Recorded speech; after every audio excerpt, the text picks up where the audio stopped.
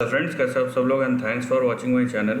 इस वीडियो में हम जिस स्टॉक के बारे में डिस्कस करेंगे उसको आप दो तीन पहलुओं से देख सकते हैं। ठीक है, इन्वेस्टमेंट तो है ही, लेकिन ये इंडिया की इकोनॉमी के लिए, स्ट्रैटेजिकली और इंडियन डेवलपमेंट के लिए बहुत ही इम्पोर्टेंट कंपनी है।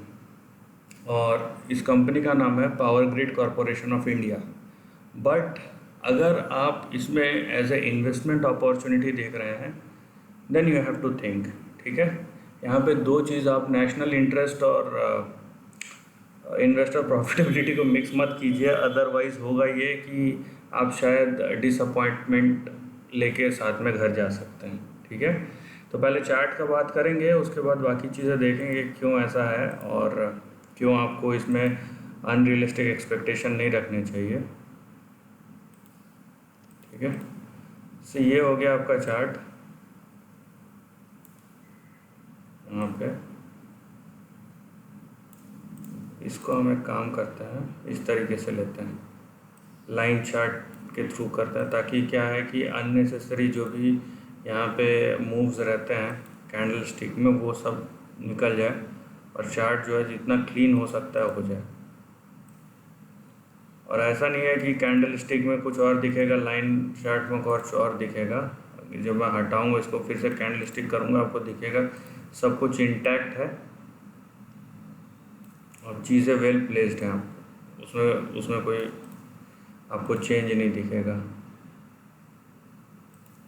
सो सिंपल सा चार्ट स्ट्रक्चर है यहाँ पे, बट इसके जो रेंजेस है आप देख लीजिए कि इसका जो मूवमेंट है वो किस तरीके का रहा है और किस तरीके के एक्सपेक्टेशन आपको रखने चाहिए। ठीक है, इसको थोड़ा सा हम नीचे कर देंगे यहाँ पे।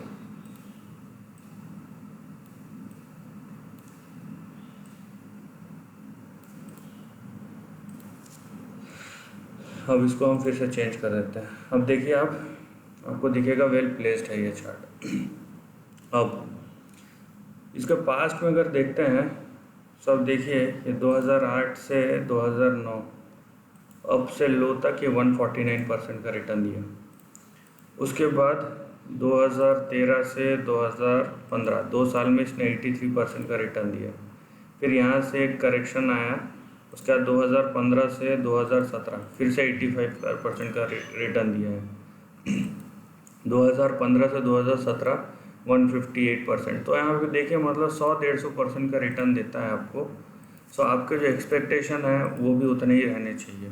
ठीक है, मैं फिर से बोल रहा हूँ, ये कंपनी ये PSU as a strategic standpoint, economic development और जिस तरीके का हमको इंफ्रास्ट्रक्चर डेवलपमेंट चाहिए उसके लिए एक बहुत ही बड़ी यूज़फुल और वेल एक्सपीरियंस्ड कंपनी है। बट मैं जो चीज़ बोल रहा हूँ वो शेयर प्राइस प्रॉफिट के बारे में बात कर रहा हूँ। ठीक है, उस सेंस में आप देखिए यहाँ पे आपको जो चीज़ चाहिए वो है कि भाई कंपनी किस तरीके से परफॉर्म कर सकती है इन टर्म्स ऑफ प्रॉफिटेबिलिटी और in terms of share holder return. तो उसमें शायद आपको वो चीज़ ना दिखे जितनी इम्पोर्टेंट ये कंपनी है। ठीक, सो आपको अपने एक्सपेक्टेशन जो है थोड़े से उस हिसाब से रखने पड़ेंगे। हैविंग सेड दैट, इसका सपोर्ट देखिए, आपका इमीडिएट सपोर्ट 154 एंड देन उसके बाद का सपोर्ट आता है 134। ये इसके नीचे नहीं जाना चाहिए, अदरवाइज़ ये ट्रेंड टूट गया तो फिर प्रॉब्लम हो जाएगा।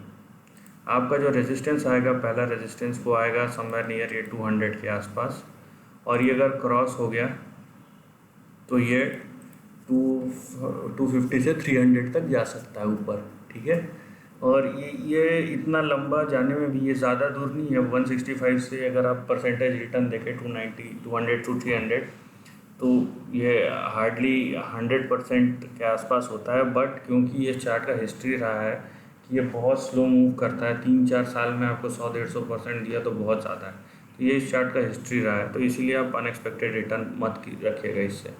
ये चीज़ क्लियर हो गया। नाउ अब देखिए यहाँ पे आपको पता चल जाएगा कि पावर ग्रिड करता क्या है। ये पूरा एंड टू एंड सॉल्यूशन देता है आपको, राइट। बहुत बड़ी कंपनी है, छोटी मोटी कंपनी, बहुत बड़ी कंपनी है। जो आपका प्राइस है, वैल्यूएशन है, वो रीज़नेबल है यहाँ पे प्रॉफिटेबिलिटी देखिए, आरओई के पैरामीटर पे बहुत अच्छा है, लेकिन आरओसी जो है वो बहुत एवरेज है, आप बोल सकते हैं, अच्छा नहीं है। सेल्स ग्रोथ बहुत अच्छा है।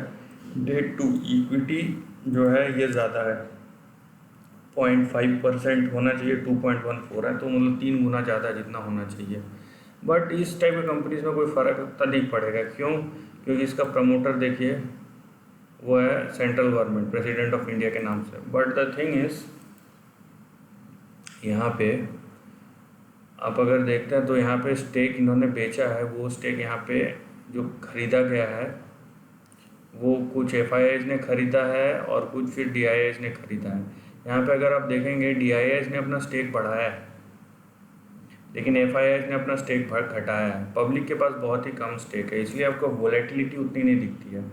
बट आप एक चीज़ यहाँ पे देखिए, यहाँ पे अगर आप ट्रेंड देखेंगे डीआईआईज का, ये 9% से 15%, फिर 15% से 12%, 13%, उसके बाद 16%। तो यहाँ पे जो भी ये होल्डिंग होता है तो वो कुछ पर्टिकुलर टाइम पीरियड के लिए होता है, मतलब एक्टिव यहाँ पे बाइंग सेलिंग हो रहा है। ठीक है, तो ये चीज़ आपको समझना है। दूसरी बात, क्योंकि ये सरकारी कंपनी है, बड़ा जो इसका प्रमोटर है वो गवर्नमेंट है, तो यहाँ पे देखिए अच्छा खासा डिविडेंड भी मिल रहा है।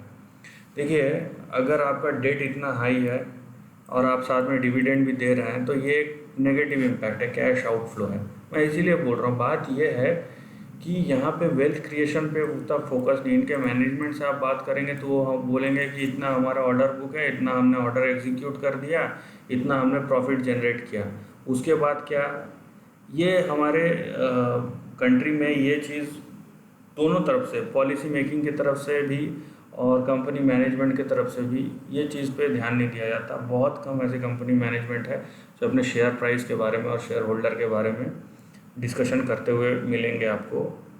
और पॉलिसी मेकिंग में ऐसा कुछ भी नहीं है जो शेयर होल्डर को खुश रखने के लिए या ज़्यादा निवेश आए उसके लिए। मैं डोमेस्टिक की बात कर रहा हूँ, फॉरेन इन्वेस्टर्स की बात नहीं कर रहा हूँ, उसमें आपको ऐसा कुछ दिखता नहीं है। और जहाँ तक रहे कि आप रिटेल निवेशकों की बात, वो तो फिर अपने भरोसे पर रहे तो ज़्यादा अच्छा है। ठीक है, तो यहाँ पे आपको जो करना है वो ये है कि यहाँ पे वेल्थ क्रिएशन वाली कोई बात नहीं है एज अ इन्वेस्टर। यहाँ पे बस ट्रेडिंग पैटर्न को आप फॉलो कीजिए, थोड़ा बहुत डिविडेंड मिलेगा उसको एंजॉय कीजिए, और जैसे ही ट्रेडिंग पैटर्न या ट्रेंड चेंज होता है निकल जाइए। That is the best strategy for this kind of companies. This is the end of the video दोस्तों। वीडियो पसंद आए तो लाइक और शेयर कीजिए, थॉट्स कमेंट सेक्शन में लिख के बताइए, और ऐसे ही नए ट्रेंड के लिए चैनल को प्लीज़ सब्सक्राइब कीजिए। Lastly, take care of your family and friends.